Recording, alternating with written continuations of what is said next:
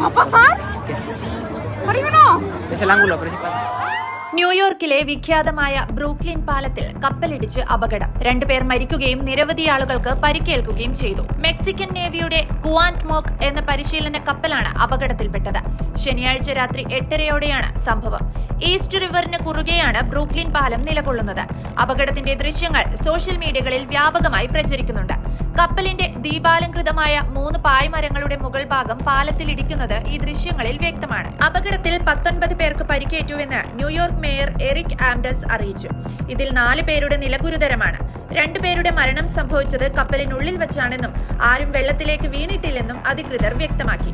297 അടി നീളവും 40 അടി വീതിയുമുള്ള കപ്പലാണ് അപകടത്തിൽപ്പെട്ടിട്ടുള്ളത്. നേവൽ മിലിറ്ററി സ്കൂളിലെ കേഡറ്റുകളുടെ പരിശീലനം പൂർത്തിയാക്കുന്നതിനോട് അനുബന്ധിച്ച് എല്ലാ കൊല്ലവും ഈ കപ്പൽ യാത്ര പുറപ്പെടാറുണ്ട്. ഇക്കൊല്ലം ഏപ്രിൽ 6-ാം തീയതിയാണ് മെക്സിക്കോയിലെ അകാൽപുൽക്കോ തുറമുഖത്തു നിന്ന് കപ്പൽ യാത്ര പുറപ്പെട്ടത്.